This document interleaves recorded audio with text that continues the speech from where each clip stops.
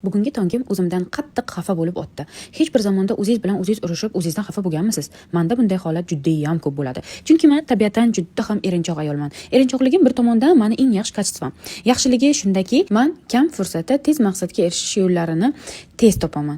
Yomon tomoni esa erinchoqligim tutsa, buldozer kelib ham o'rnimdan siljita olmaydi.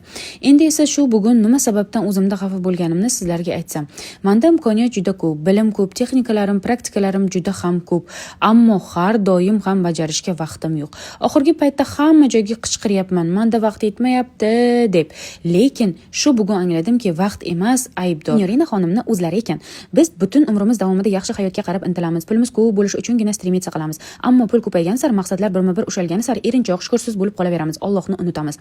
Men esa bundan juda qo'rqaman. Bu hayotda pulsiz qolishdan-da ko'ra maqsadsiz qolishdan, energiyasiz qolishdan qattiq qo'rqaman. Shu bugun ahd qildim. Tifroy psixolog bilan kosmetologiyani birga olib bora olmas ekansan, hech qayerga ulgurmayapsanmi? Demak, senga bir oy muhlat. Hamma ishlaringni tartibga solasan va qo'ygan maqsadlaringga qarab ketasan. Agar bir oyda hammasi o'z iziga tushmasa, senga jazo psixologiyani tark etib kosmetologiyangizni qilasiz, signorina xonim dedim. Bu sizga jazo dedim. Haqiqatan ham oxirgi paytlarda butun borlig'im, hayotim tifroy psixologiya bo'lib qolgan. Men butun dunyoga bu bilimlarni berishim kerak. Insonlar bu bilimlarni bilib, o'z hayotlarini to'g'ri yo'lga qo'yib, o'rinlarini topishlari kerak va mazza qilib yashashlari kerak deb shoshayapman. Va men uchun eng katta jazo hozirgi kunda tifroy psixologiyani tark etib konsultatsiyalarimni to'xtatish. Go'yoki daraxtga suv quyishdan judo qilgandek gap.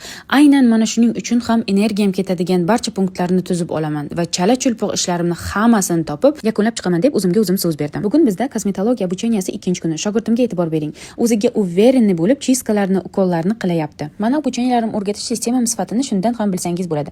Aytgancha tabiatan juda ham injiq ayolman. Menga keladigan klientkalarim va modellarimga xuddi o'zimga xizmat ko'rsatayotgandek xizmat ko'rsataman. Bugun barcha salonga ishlatiladigan narsalarni yuvish uchun o'zim bilan olib oldim. Ertaga shirin ifor kelib turadigan qilib yuvib kelish uchun. Hammani ham o'zimdek bilaman va tozalikka qattiq e'tibor beraman. Bu borada uborkada ishlaganim zo'r yordam beradi-da.